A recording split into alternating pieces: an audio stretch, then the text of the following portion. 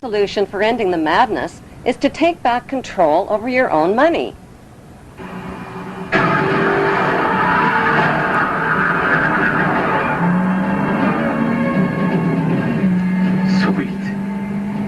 Right now, your money is in the hands of the ruling families who own all of the world's banks, including the privatized central banks.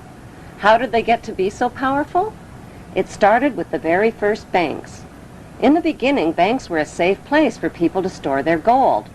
When the bankers discovered that people left most of their gold in the bank for safekeeping, they started lending out the gold that didn't belong to them and charging interest on it.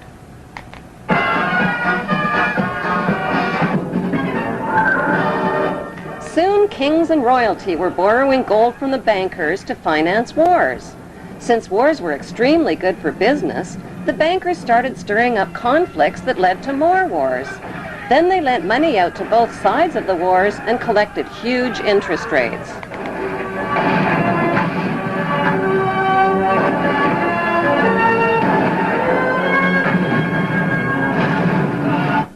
Eventually, the bankers got so rich that they built banks all over the world. They made millions in interest just by loaning out other people's money that didn't belong to them. They bought mansions and fancy clothes and hosted extravagant parties. The royal families of Europe became the banksters' biggest customers and rewarded them with high society titles like Lord and Baron and Sir. Using their money and royal influence, the banksters changed the laws of nations so they could put the world's central banks, mints, and money supply into private hands, their private hands. Out of every $1,000 that each of their customers deposited in their banks, they kept only $100 on hand. They took the rest of their customers' money and made loans with it, invested it, and started up other businesses, like the steel business to create rails for their railway companies, to transport oil for their oil companies. Pretty soon, the banksters' new businesses grew into giant corporations. Those giant corporations turned the world's oceans, lakes, rivers, air, and soil into corporate toilets.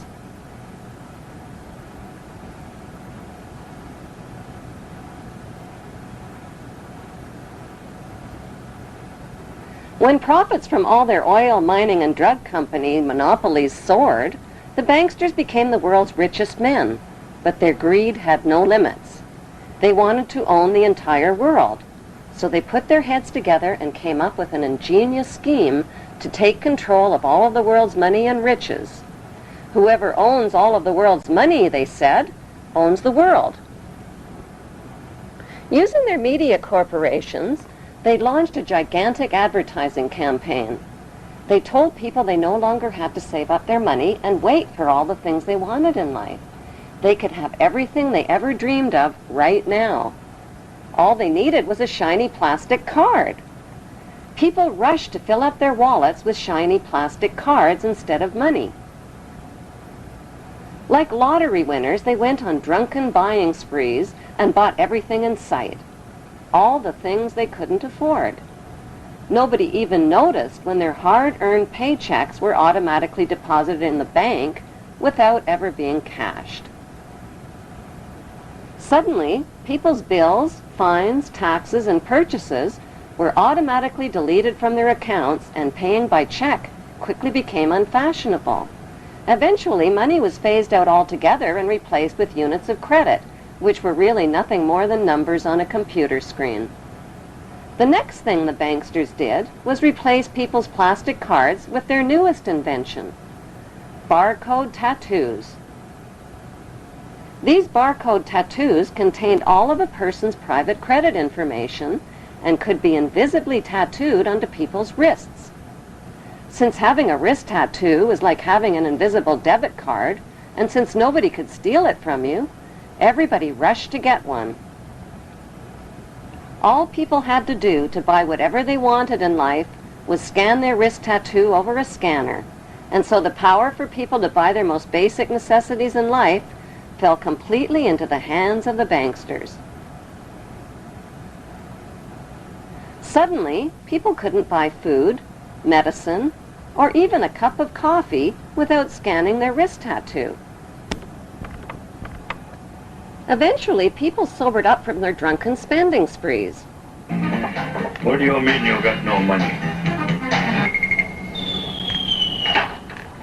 They realized they had traded their hard-earned money for nothing more than a bunch of numbers on a computer screen. Their real money had become virtually unreal. Not only did the banksters own all of the world's money, they now had the power to delete a person's lifetime of savings. But why would these friendly banksters do such an evil thing? To force people's cooperation. This futuristic scenario isn't as futuristic as it sounds. Invisible wrist tattoos with all of a person's credit information have already been developed. So what can you do to take back control over your money before the banksters phase out the world's money system?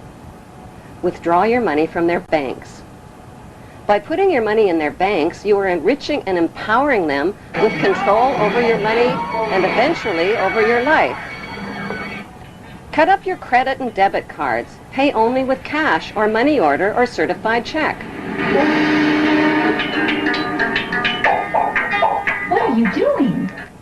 People are under the illusion that their money is safe in the bank and that the banksters are honest. The truth is, the money you put in their banks isn't really there.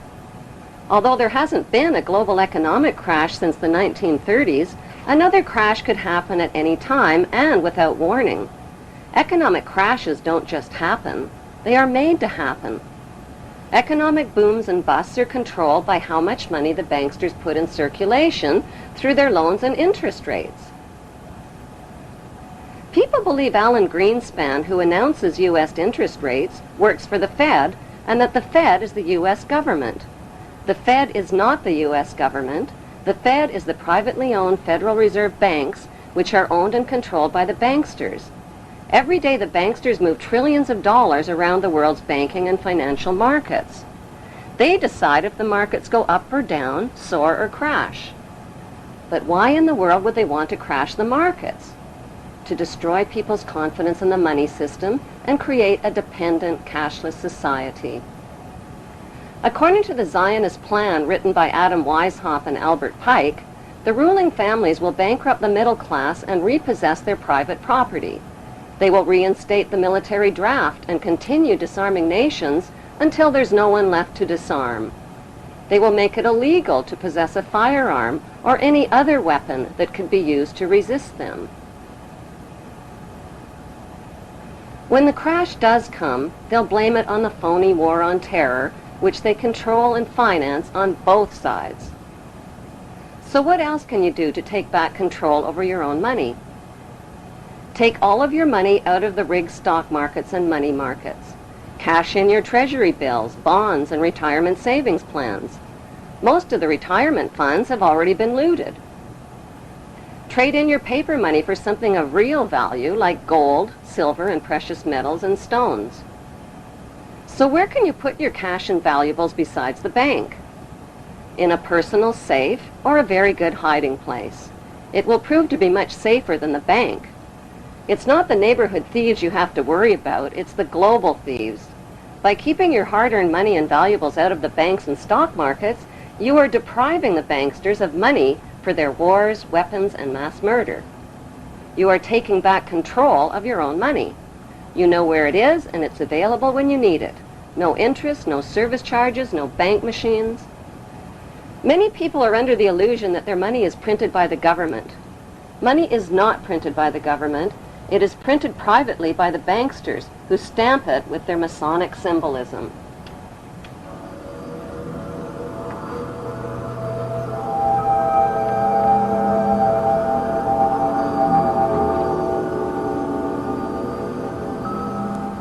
Some community groups are creating their own system of money and buying and selling services and goods from each other tax-free. Monopoly money works great. So do IOUs and the barter system. When the crash does come, the markets and all of the banks will be closed for business. If and when they reopen again, your investments will be worth next to nothing, and your paper money will get you only 10 cents on the dollar. Day tumbling right from the opening bell. The Dow Jones Industrials plunging more than 650 points. If you think you own your car, your house, or other credit purchases, an economic crash will remind you of who the real owners are. Most people believe that their hard-earned tax money pays for things like roads, bridges, schools, and other public services. The truth is that every penny of your tax dollars pays for your nation's national debt to the banksters. The banksters then loan your hard-earned tax money back to your government and charge interest on it for your basic public services. Before the bombing and theft of the country of Iraq, every citizen in America owed the banksters $70,000 per citizen.